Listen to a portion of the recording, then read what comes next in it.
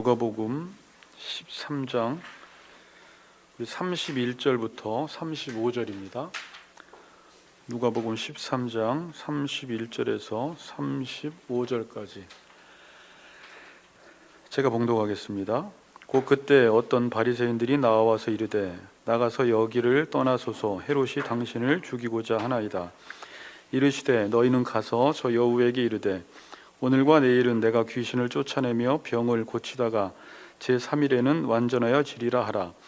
그러나 오늘과 내일과 모레는 내가 갈 길을 가야 하리니 선지자가 예루살렘 밖에서는 죽는 법이 없느니라.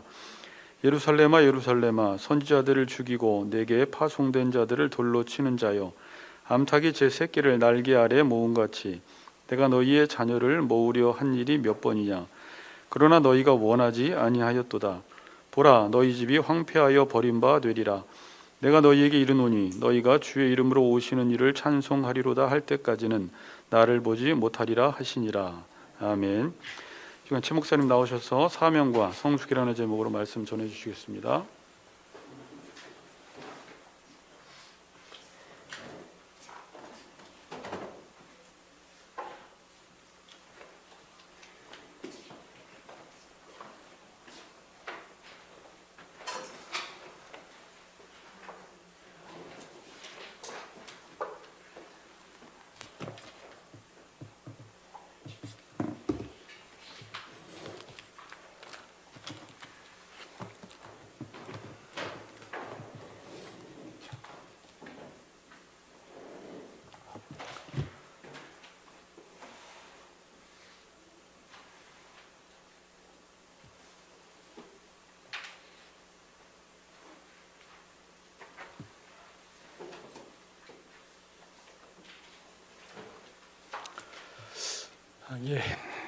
지난 시간에는 성숙의 세 번째로 믿음과 성숙에 대한 말씀을 나눴고요. 또 이 시간에는 네 번째로 사명과 성숙에 대해서 나누고자 합니다.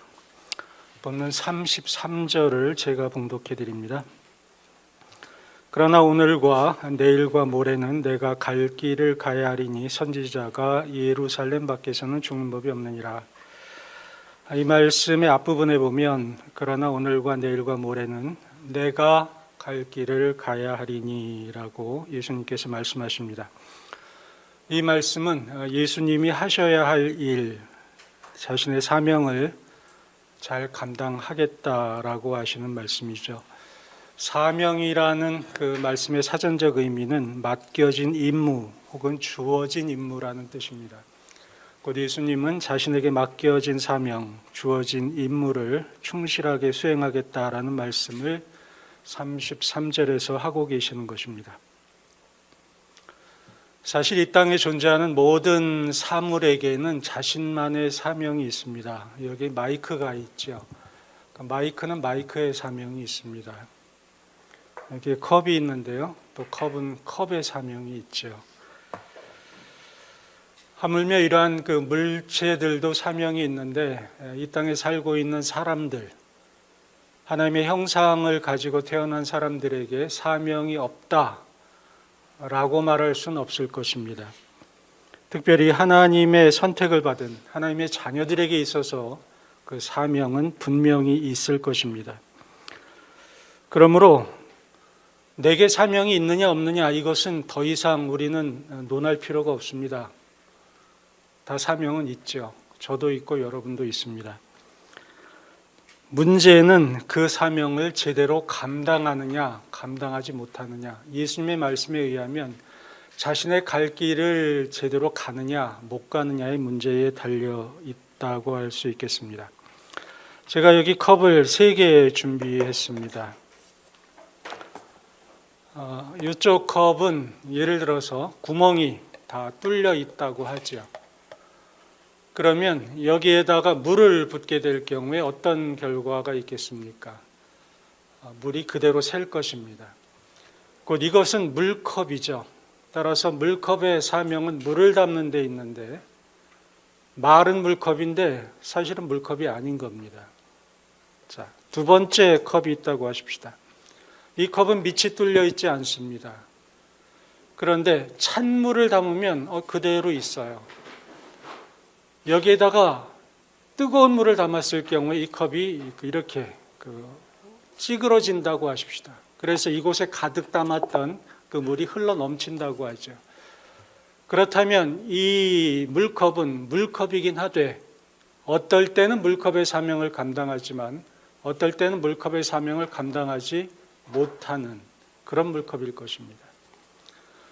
그리고 세 번째 물컵은 밑이 뚫어지지도 않고 또 더운 물을 담건 뜨거운 물을 담건 여전히 담고 있다고 하십시다. 그렇다면 이것은 제대로 된 물컵일 것입니다. 우리는 여기 세 개의 물컵을 보고 있는데 똑같은 물컵이라 하더라도 그 물컵에게 주어진 임무, 주어진 사명, 그것을 제대로 감당하는 물컵은 사실 세 번째 물컵이 되겠죠.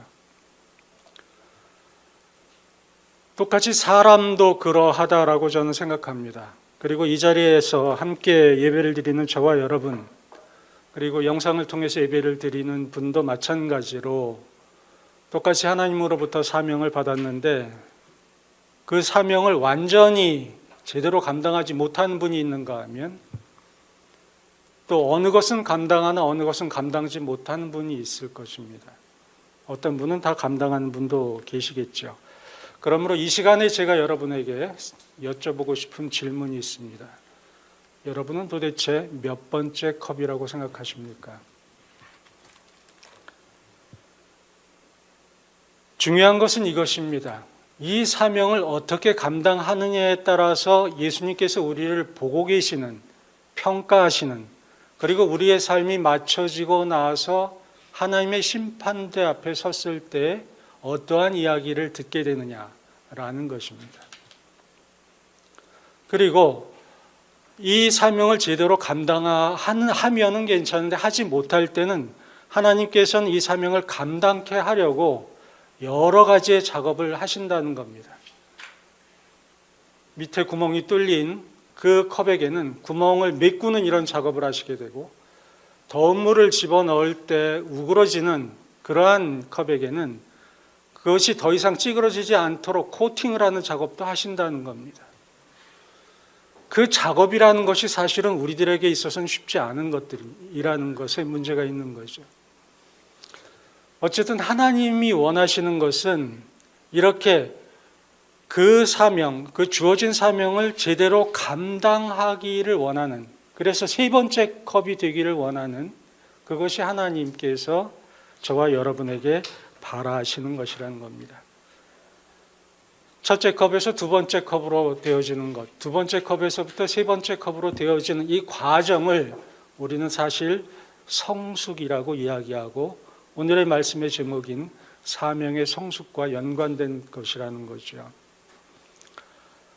사실 이 세상에 존재하는 그 어떤 사람도 세 번째 컵, 완벽하게 자신의 사명을 감당하는 사람은 없을 것입니다. 예수님 이외에는.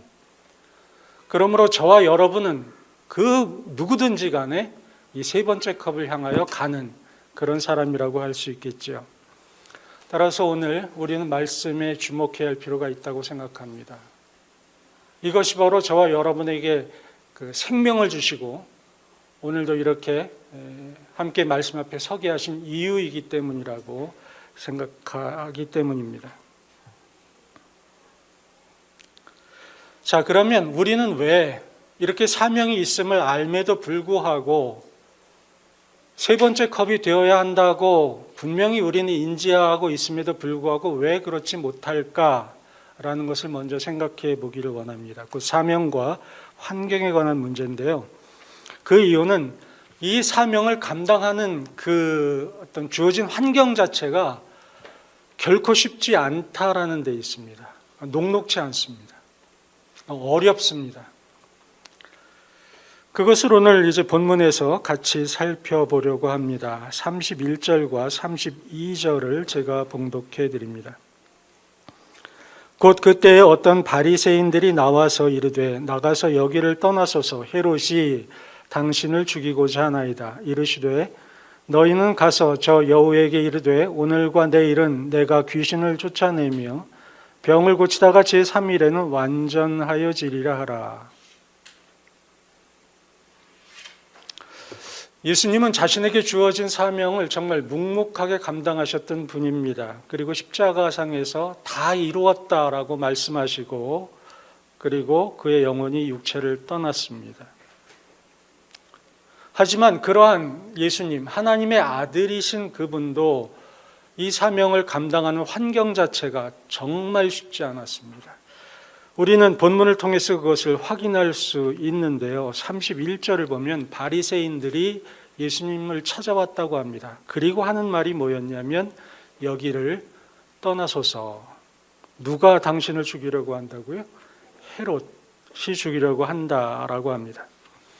곧 당시의 예루살렘은 헤롯 왕으로부터 살해당하게 됐던 이러한 처지에 있었습니다. 헤롯이 누굽니까?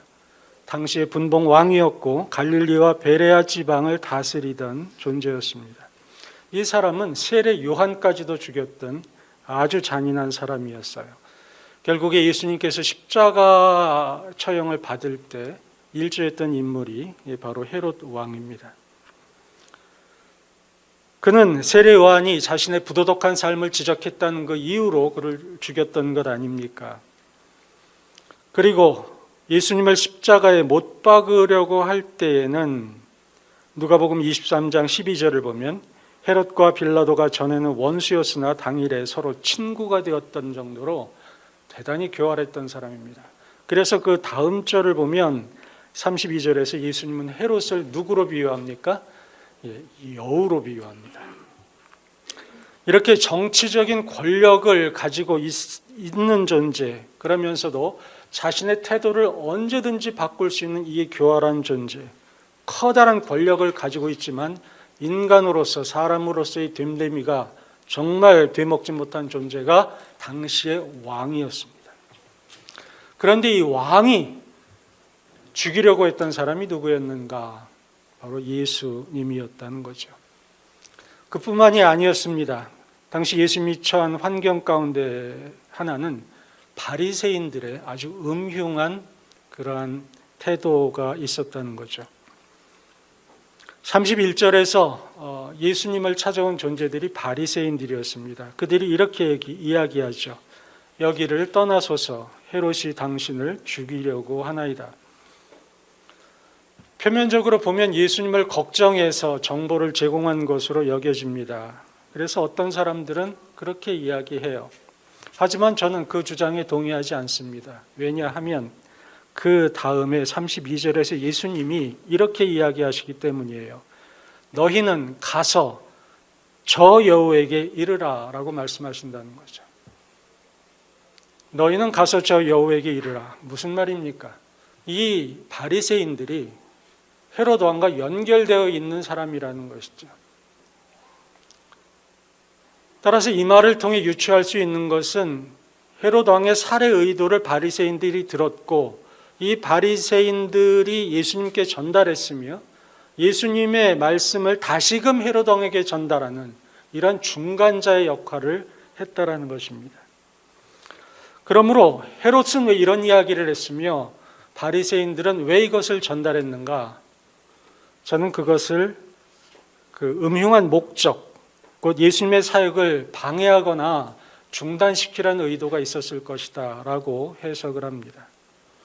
예수님은 물론 이 말씀을 듣고 공포감을 갖지 않았겠지만 가령 저였다면 두려움을 가졌을 것입니다.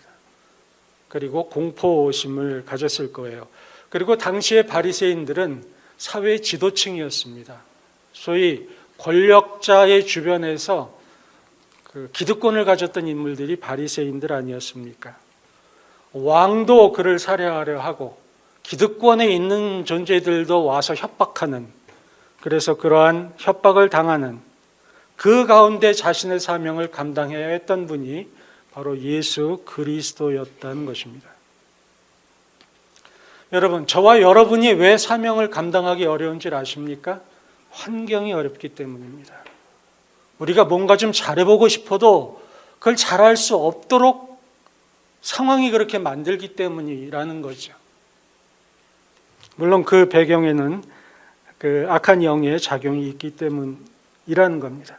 제가 방금 컵을 들어서 말씀을 예를 드렸는데 이 컵도 이 쉽게 우그러드는 이 컵 자체도 얼음을 집어넣으면 그 차가움을 견뎌야 합니다.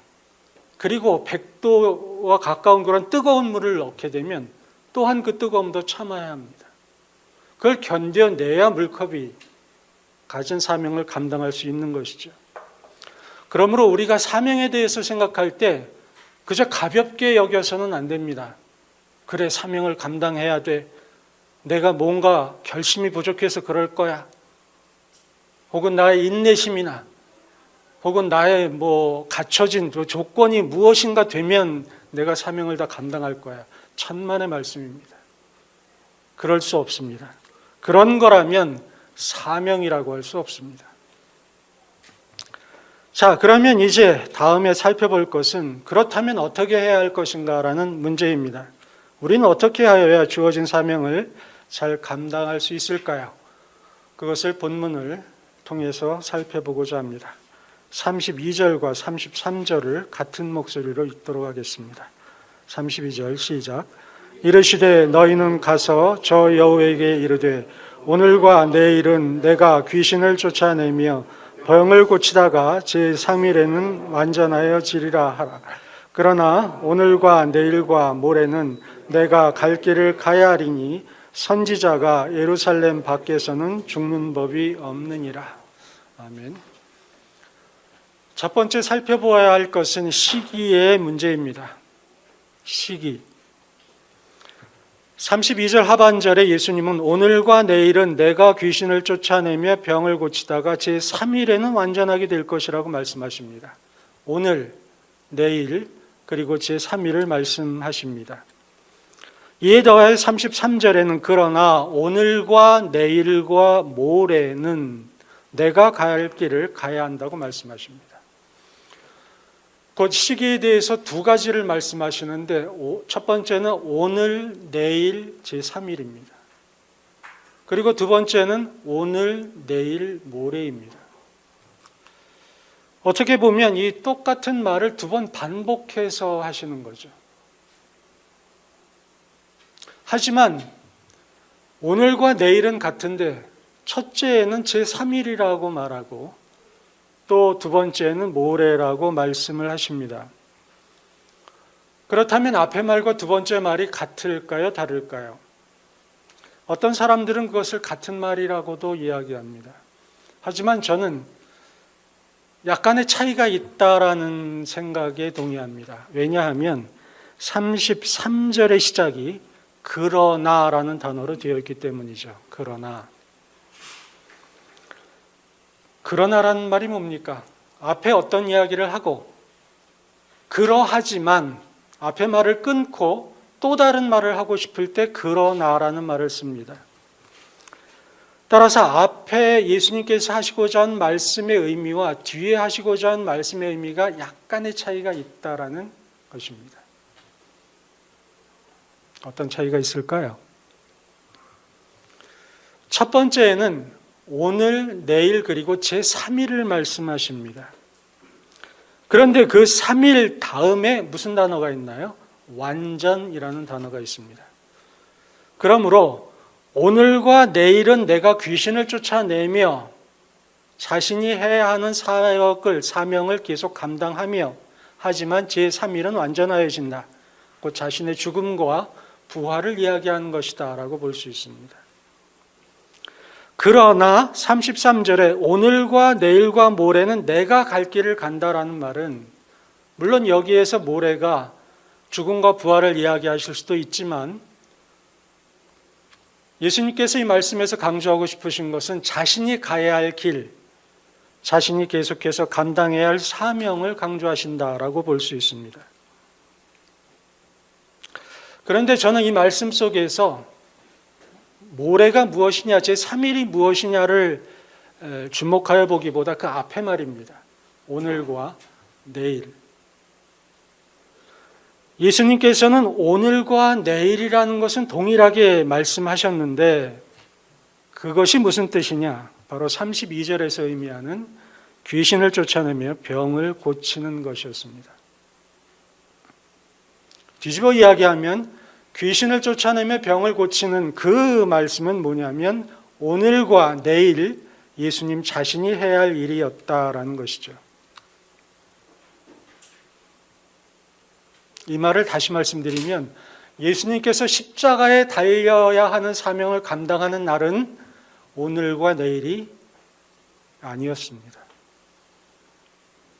예수님은 오늘 하셔야 할 일이 있고 내일 하셔야 할 일이 있었습니다. 그 오늘과 내일은 제3일에 해야 할 일이 아니었다라는 것이죠. 이 말씀에 주목해야 합니다. 예수님조차도 오늘 해야 할 일은 오늘 하셔야 했습니다. 그리고 내일 해야 할 일은 내일 하셔야 했습니다. 이 말씀이 저와 여러분에게 주시는 사명이 무엇이라고 생각하십니까? 그렇습니다. 하나님께서 저와 여러분에게 주신 사명, 임무가 있는데 그 임무는 오늘 해야 할 임무가 있고 내일 해야 할 임무가 있다라는 것입니다. 이제 우리가 살펴볼 것은 장소에 관한 부분입니다. 34절과 35절을 같이 한번 읽도록 하죠. 34, 35절입니다. 시작. 예루살렘아 예루살렘아 선지자들을 죽이고 네게 파송된 자들을 돌로 치는 자여 암탉이 제 새끼를 날개 아래 모음같이 내가 너희의 자녀를 모으려 한 일이 몇 번이냐. 그러나 너희가 원하지 아니하였도다.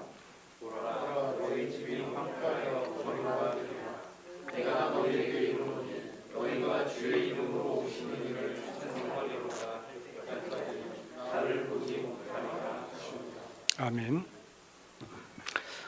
본문에는 누가복음 13장 22절을 보면 예수께서 각성 각 마을로 다니사 가르치시며 예루살렘으로 여행하시더니라는 말이 있습니다.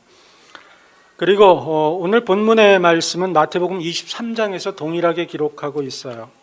그런데 그 말씀이 끝난 24장 1절에서 예수님은 성전에서 나오셨다 이렇게 기록하고 있습니다. 곧 오늘 이 본문이 있는 누가복음의 말씀은 예루살렘에서 말씀하셨거나 혹은 예루살렘 근교에서 이야기하신 것임을 알 수 있습니다. 예수님께서는 예루살렘에서 예루살렘에 관한 말씀을 하신 거예요. 그런데 누가복음 10장 13절 14절을 보면 예수님은 다음과 같은 말씀을 하십니다.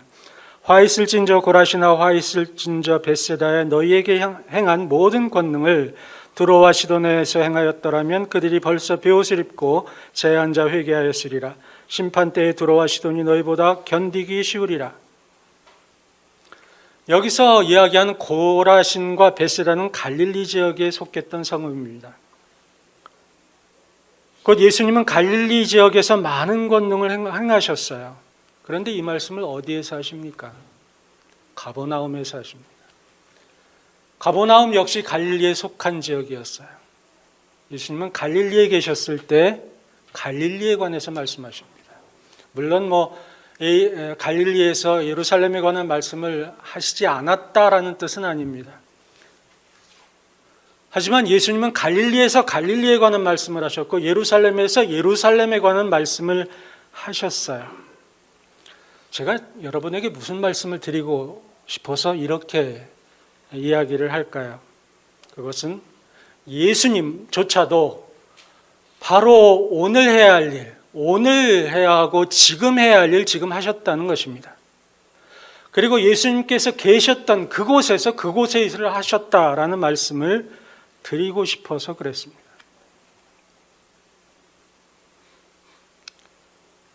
제가 선교본부에 있었을 때 많은 선교사 후보생들이 옵니다.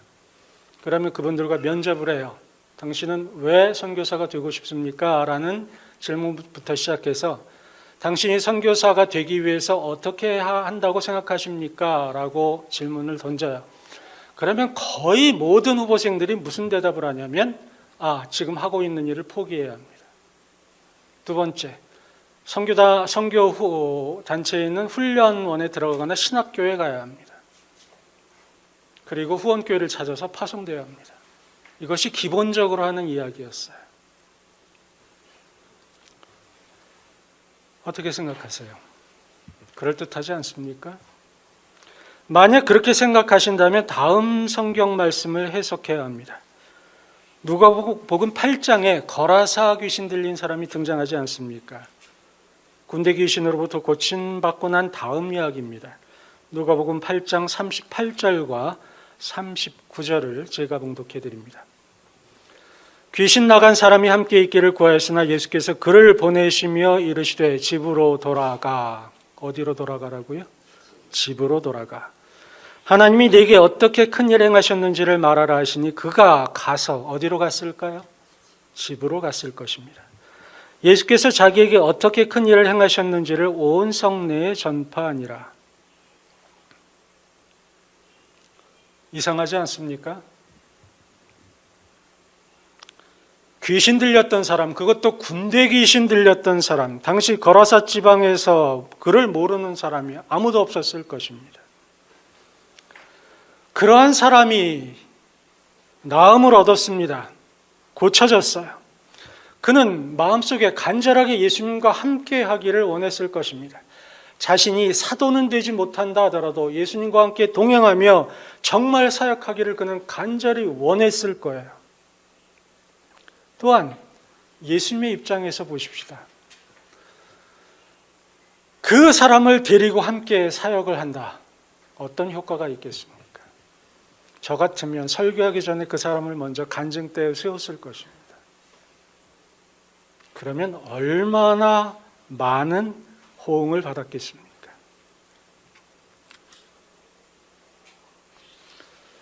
그런데 예수님은 그를 집으로 돌아가라고 합니다. 왜요?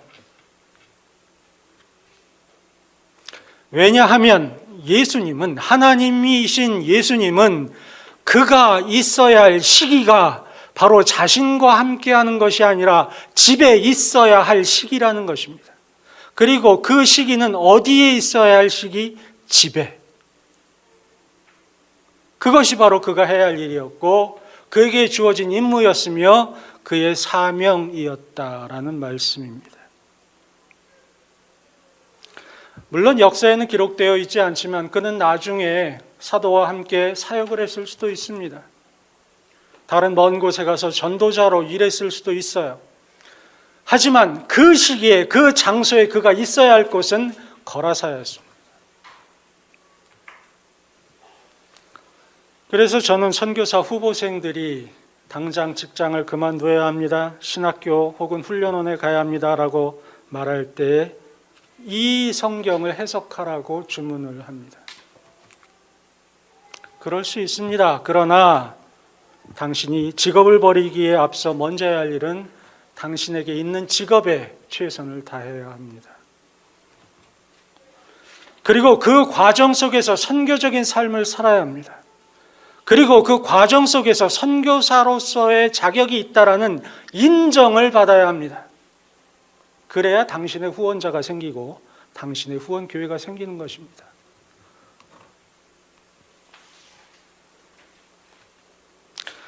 여러분, 여러분의 사명이 무엇인지를 아십니까? 보통 우리는 이런 질문을 던질 때 나의 사명은 이것이야, 나의 사명은 저것이야 라고 보통 이야기하기 쉬운데 그 사명은 대부분 무엇이냐면 추상적인 것이거나 상당히 먼 곳에 있는 것이거나 혹은 내가 생각하기에 무척 영적이라고 생각하는 것들입니다.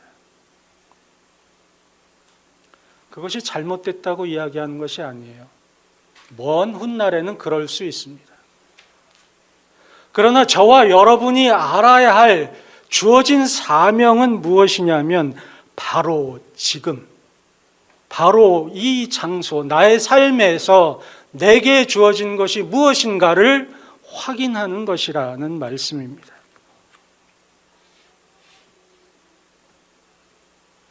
보통 대기업 회장의 사회적 사명이라면 그는 회장으로서의 사명이 있어 라고 말하겠지요. 목사라면 그래, 저 사람은 목사의 사명이 있어 라고 얘기하겠지요. 그러나 길에서 청소하시는 청소부가 계시다고 하십시다. 그분의 사명이 청소부라고 이야기하는 사람은 많지 않습니다. 하지만 성경은 이야기합니다. 그렇지 않습니다. 그분에게 있어서의 사명은 청소부입니다. 당신은 도대체 무슨 근거로 이야기하느냐? 성경을 근거로 그렇게 이야기합니다. 고린도전서 7장 20절, 21절을 제가 봉독해 드립니다. 각 사람은 부르심을 받은 그 부르심 그대로 지내라. 내가 종으로 있을 때 부르심을 받았느냐? 염려하지 말라.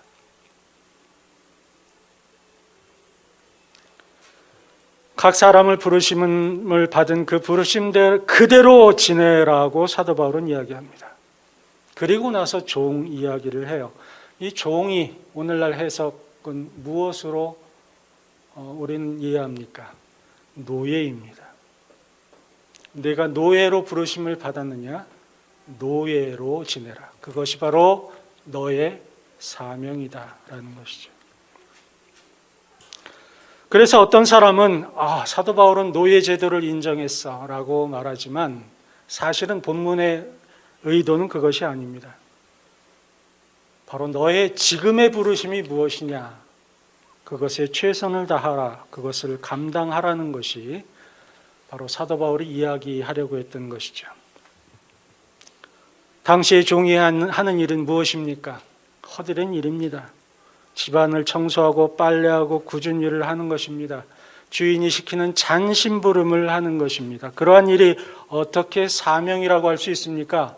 그것이 어떻게 근사한 일입니까? 폼나는 일입니까? 그런데 사도 바울은 그것이 바로 사명이다라고 이야기하는 것이죠. 지금은 자주 보기 어렵지만 얼마 전까지만 해도 TV 드라마를 보면 이런 대사가 많이 있습니다. 직장에서 퇴근하여 집으로 돌아온 남편, 아내에게 고함을 치죠. 집에서 애나 키우면서 도대체 뭐 하는 거야? 뭐가 그렇게 힘들어? 이런 말의 배경은 직장에서 돈 버는 것이 힘들고 중요하다는 뜻이죠. 맞습니다. 쉬운 일이겠습니까? 하지만 그 말의 뒤에는 집에서 아이를 돌보며 살림을 하는 것은 덜 중요하다. 그것은 자신이 가지고 있는 사회적 사명보다 하찮은 것이다라는 인식이 그 머리 안에 있는 것입니다. 정말 그럴까요? 직장에서 돈을 벌고 가족의 생계를 부양하는 것, 책임지는 것만 중요한 사명일까요?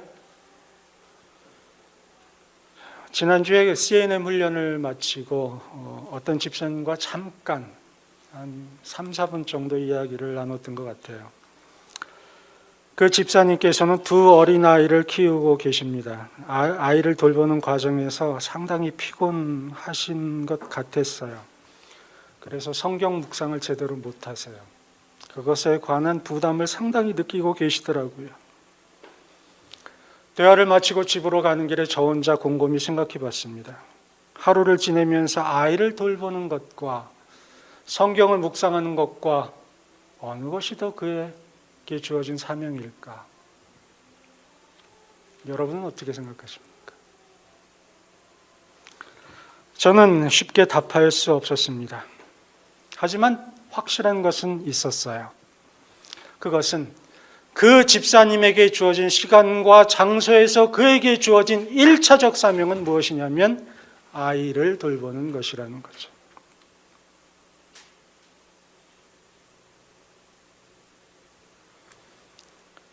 아이가 울고 보챌 때, 제대로 밥을 먹지 않고 땡깡을 부릴 때 그것을 맞춰주고 잠을 자야 하는 그 시간에도 잠을 자지 않고 울을 때 돌보는 것이 그의 사명이라는 것입니다.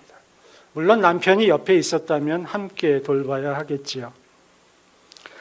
분명히 하나님께서는 몸이 지치도록 아이를 돌보는 그 어머니의 그 행동, 그것을 어떻게 해석하셨을 것이냐? 내가 내게 지금 주어진 사명을 잘 감당하고 있구나로 해석하셨을 거라는 것입니다. 그것이 그대로 자녀에게 전달되어 자녀가 건강하게 자라고 지혜롭게 성장하게 될 것이기 때문입니다. 그리고 생각한 두 번째는 그렇게 바쁘신 가운데에도 잠깐의 시간을 내어서 성경 묵상을 하고, 그리고 아이를 둘째업고서 잠깐의 기도 시간이라도 갖는다면 아이를 키우는 사명을 가진 어머님의 그 영혼이 보다 안정될 것이며, 그 안정된 마음이 자녀들에게 전달될 것이고, 자녀는 보다 더 지혜롭고 보다 더 건강하게 자라지 않을까, 이런 생각을 했습니다. 어찌되었든 아이를 돌보는 어머니로서 그가 맡은 사명은 아이를 돌보는 것이라는 거죠.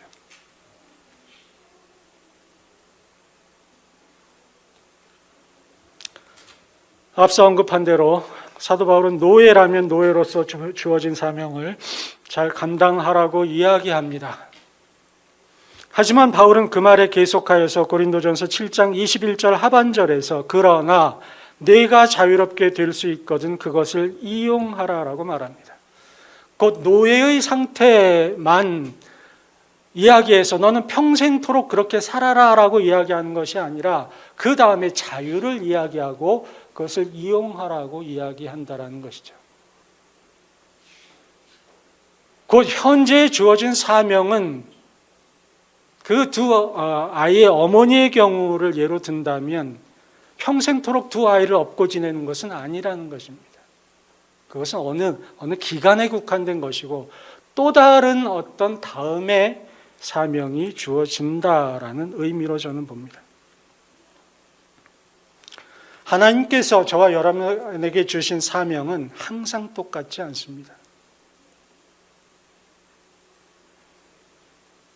그 상징적인 인물이 구약 성경에 등장하는 요셉입니다. 요셉 어떻습니까? 형들이 노예로 팔잖아요. 보디발의 집에 갑니다. 그럼 보디발의 집에서 그는 노예로서 가정총무의 역할을 하잖아요. 그때 그의 사명은 무엇입니까? 가정총무입니다. 모함을 받고 옥에 가잖아요. 옥에서는 죄수의 신분입니다. 그러면 거기에서 그가 해야 할 사명은 무엇일까요? 죄수로서 성실한 죄수가 되어야 하는 겁니다. 하나님을 믿는 죄수로서. 그러면 그것이 끝입니까? 아닙니다. 나중에 총리가 되잖아요. 그러면 총리로서의 해야 할 일을 하는 겁니다. 이렇게 하나님께서 주신 사명은 변화한다라는 것입니다. 성숙되어져 가는 겁니다. 이것이 우리의 기준으로 보면 점 아래로 갔다 위로 갔다 들쑥날쑥 할 수는 있어도 그 주어진 사명, 그 시기에 그 장소에 해야 할 사명에 대한 충성도, 성실성은 변화하지 말아야 한다라는 것이죠. 다시 말씀드립니다. 저와 여러분이 하나님으로부터 받은 사명은 무엇이냐면 바로 지금이고 바로 현재이며 바로 지금의 장소입니다.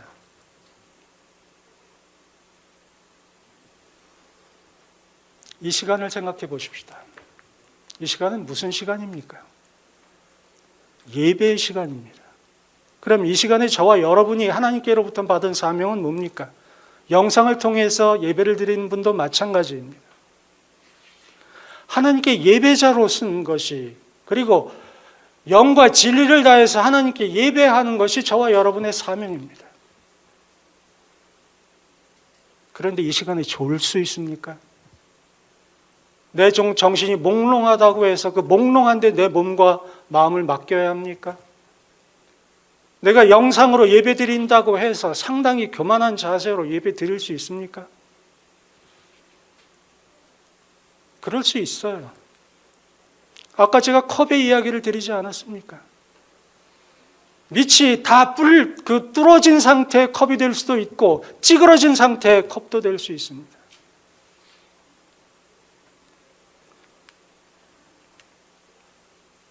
예배를 마치고 가정으로 갑니다. 가정에서 저와 여러분은 아버지로서, 어머니로서, 남편으로서, 아내로서, 자녀로서 그 위치에 있습니다. 그럼 그때 주어진 사명이 뭡니까? 그것을 가정에서 잘 감당하는 것이 바로 저와 여러분에게 주어진 사명이라는 것입니다. 직장에 갑니다. 그러면 거기에서의 사명은 무엇입니까?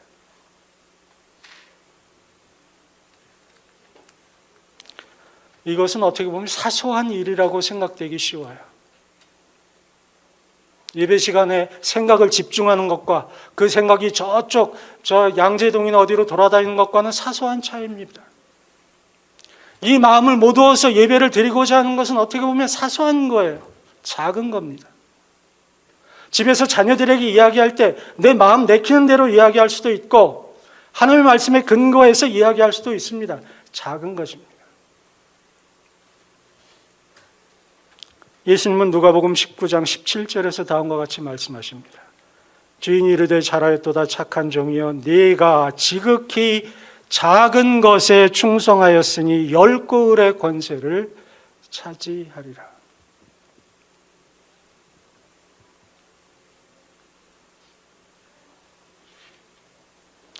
이러한 삶을 살 때 하나님께서는 저와 여러분의 마음에 소원을 주십니다. 그때부터 사명이 미래를 바라보기 시작합니다. 내 매일매일의 삶이 그 미래의 사명을 향하여 갈 수 있도록 만들어 주십니다. 그래서 빌립보서 2장 14절, 13절에 이렇게 말씀하시는 거예요. 너희 안에서 행하시는 이는 하나님이시니 자기의 기쁘신 뜻을 위하여 너희에게 소원을 두고 행하게 하시나니.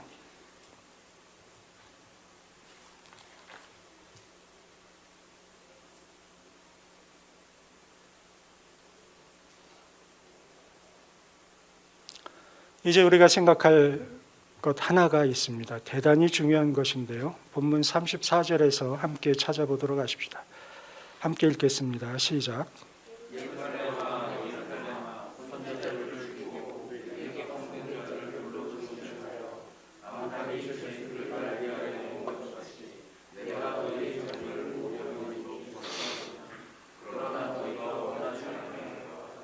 아멘. 고맙습니다. 예수님께서는 암탉이 제 새끼를 날개 아래 모음같이 내가 너희의 자녀를 모으려 한 일이 몇 번이냐라고 물으십니다. 이 말씀을 한 번, 두 번 모으려 하지 않았다라는 말씀이죠. 예루살렘을 향하여 많은 노력을 기울이셨음을 이야기합니다. 여기에서 이야기하는 예루살렘은 1차적으로는 예루살렘에 거하는 사람들일 것이고 2차적으로는 유대인을 이야기할 것이며 그리고 궁극적으로는 이 땅에 사는 모든 인간들을 이야기할 것입니다. 그런데 34절에 마지막에 뭐라고 기록되어 있습니까? 그러나 너희가 원하지 아니하였도다. 그리고 35절에서 보라 너희 집이 황폐하여 버린 바 되리라 라고 예언하십니다. 여러분, 이 말씀을 들으면서 또 이상하지 않습니까? 다른 분도 아니신 예수님, 하나님의 아들이신 그분, 모든 능력과 권세를 가지신 그분이 자신의 사명을 감당하려고 정말 애썼어요. 그것도 누구를 향해서? 예루살렘을 향해서. 당시 유대 사회의 중심은 예루살렘이었을 것입니다. 그곳에서의 변화는 정말로 필요했던 것일 거예요. 예루살렘을 향하여 예수님은 정말 암탉이 자기 새끼를 이렇게 모으려고 하는 것처럼 정말 간절하게 최선을 다하여 예루살렘을 향하여 사역했고 사역을 감당하셨습니다. 그런데 결과는 어떻습니까? 원하지 않아요. 그 대상자들이. 오히려 불평하고 원망하고 비난하고 배척합니다. 예수님을 십자가에 못 박자고 하는 곳에 고래고래 소리를 지르며 찬송표를 던집니다. 그것이 바로 예수님께서 그토록 노력했던, 사역했던, 감당했던 사명의 결과였어요.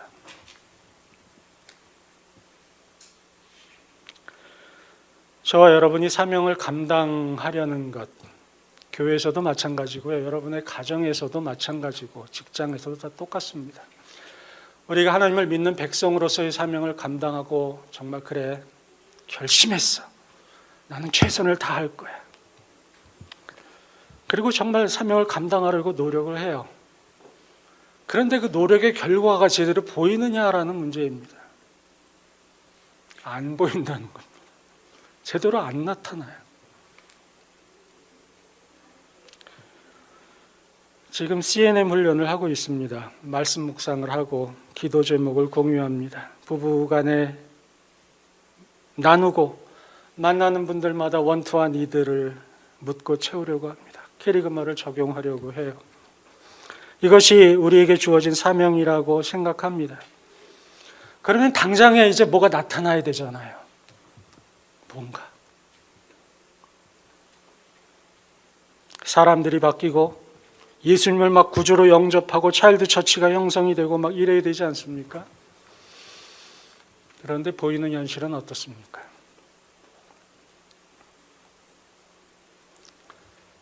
여러분, 이러한 현상을 이상하게 생각하지 말아야 합니다. 이것은 사명을 감당하는 과정에서 나타나는 당연한 단기적 현상들입니다. 따라서 하시죠. 단기적 현상. 예, 그렇습니다. 단기적 현상입니다. 예수님조차도 그의 3년여간의 사역의 그 결과에 해당하는 본문에서 내가 암탉이 새끼를 모으려 하는 것처럼 열심히 했지만 그러나 너희들은 듣지 않았고 예루살렘은 황폐하여 버림받을 것이라고 이야기한 것처럼 저와 여러분이 사명을 감당하는 데 있어서의 단기적 결과는 실패라는 것입니다.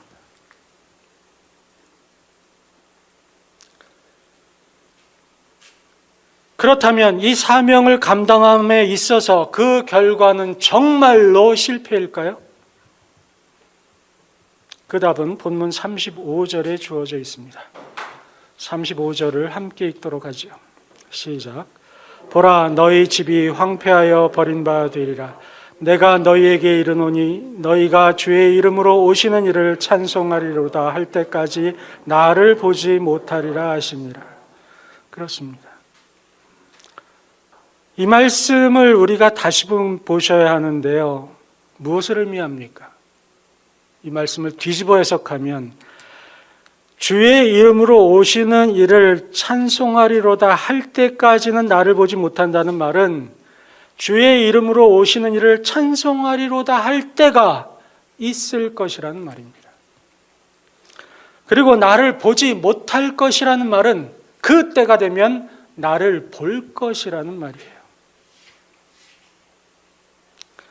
비록 예수님께서는 오늘과 내일을 지나 제3일에는 십자가에 달리실 것이지만 결국에는 예수님께서 부활하시고 다시 오게 될 것이라는 말씀입니다.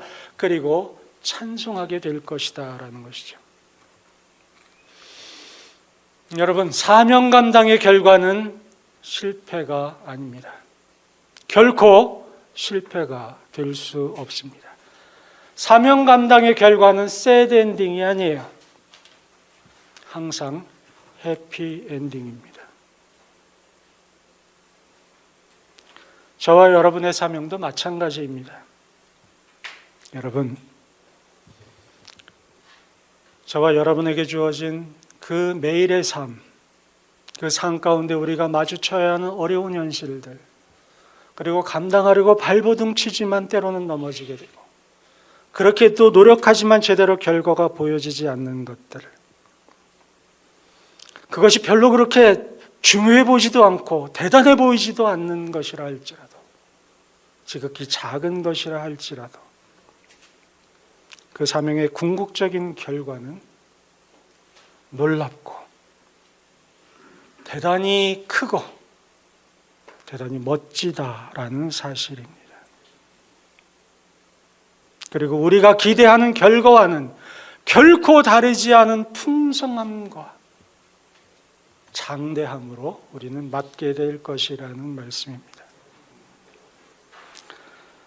이것을 예수님은 마태복음 13장 32절에서 겨자씨의 비유를 통하여 말씀하십니다. 13장 32절입니다. 제가 봉독해 드립니다. 이는 모든 씨보다 작은 것이로되 자란 후에는 풀보다 커서 나무가 되며 공중의 새들이 와서 그 가지에 깃들이느니라.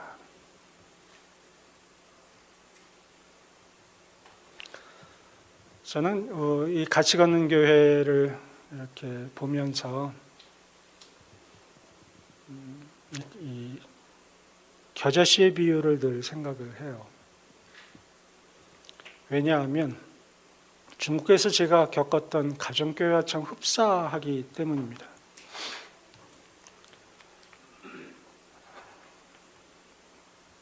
중국 가정교회의 특징은 제대로 된 예배당이 없다는 거예요. 물론 있어도 창고와 같은, 헛간 같은 그런 곳입니다. 공안원이 급습하거나 종교국 직원들이 찾아오면 예배를 드릴 수 없는 곳이에요. 그럼에도 불구하고 하나님을 신앙하는 정말 작은 영혼들이 모여 있는 곳입니다. 우리 같이 걷는 교회를 보면서 일반적인 교회였다면 먼저 임대를 생각했을 것입니다. 고정적 임대. 그리고 이 정도의 재정에다 얼마를 더 보태면 변두리나 어디에 얻지 않겠습니까? 그리고 할 수 있잖아요. 그런데 하나님께서 이 같이 걷는 교회를 한때는 고정적인 건물에 있게 하셨지만 상당히 오랜 기간 그것 없이 이곳저곳으로 옮기게 하셨습니다.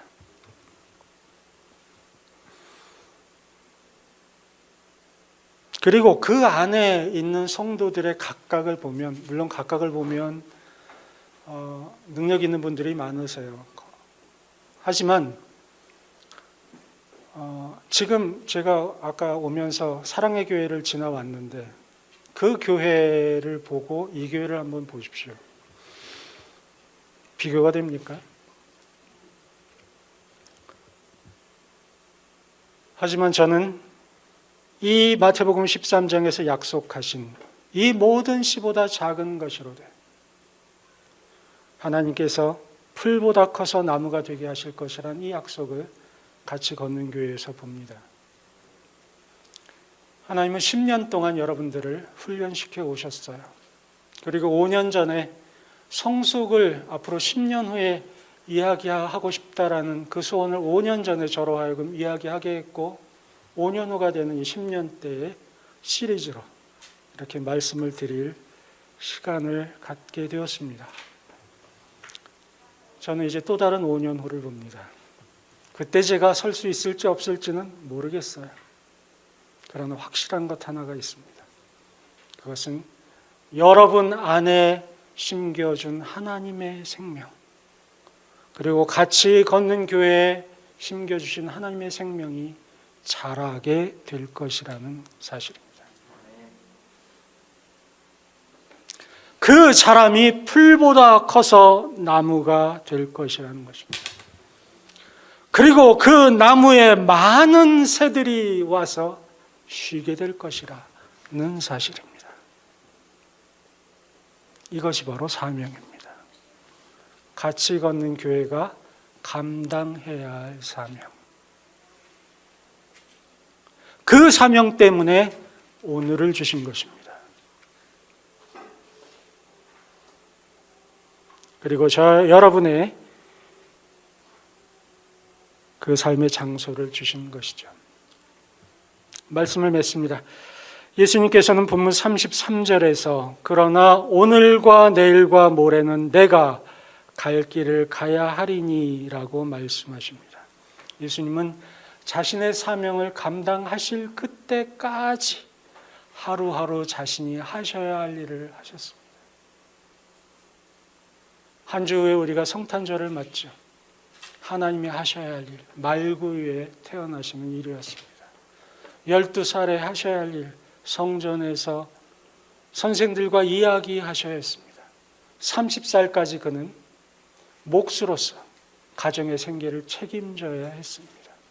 3년 동안 그는 이곳저곳을 다니면서 머리 둘 곳 없다라는 그런 삶을 사시며 귀신 들린 자를 고치고 병자를 고치셔야 했습니다. 그리고 십자가에서 그는 달려 죽음을 맞아야 했습니다. 그것이 그의 사명이었습니다. 그가 가야 할 길이 바로 그것이었기 때문입니다. 그것을 배운 사도 바울은 사도행전 20장 24절에서 이렇게 이야기합니다. 내가 달려갈 길과 주 예수께 받은 사명. 다시 말씀드립니다. 내가 달려갈 길과 주 예수께 받은 사명, 곧 하나님의 은혜의 복음을 증거하는 일을 마치려면 나의 생명조차 조금도 귀한 것으로 여기지 아니하노라.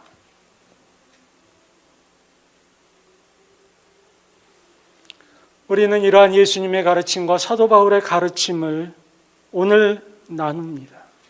어떻게 해야 합니까? 주님께서 자신의 갈 길을 가셨듯이 바울의 자신의 달려갈 길을 끝까지 갔듯이 저와 여러분도 주어진 삶에서 끝까지 달려가야 합니다. 그것이 때로는 노예일 수도 있고 때로는 청소부일 수도 있습니다. 때로는 대기업 회장일 수도 있으며 때로는 아내일 수도 있고 때로는 남편일 수도 있고 사회적으로 명망 있는 인사일 수도 있고 천대받는 자리에 있을 수도 있습니다. 왜 하나님이 나에게 그러한 자리를 있게 하셨느냐 묻지 마십시오. 다만 우리가 해야 할 것은 그곳에서 우리의 사명을 감당하는 것입니다.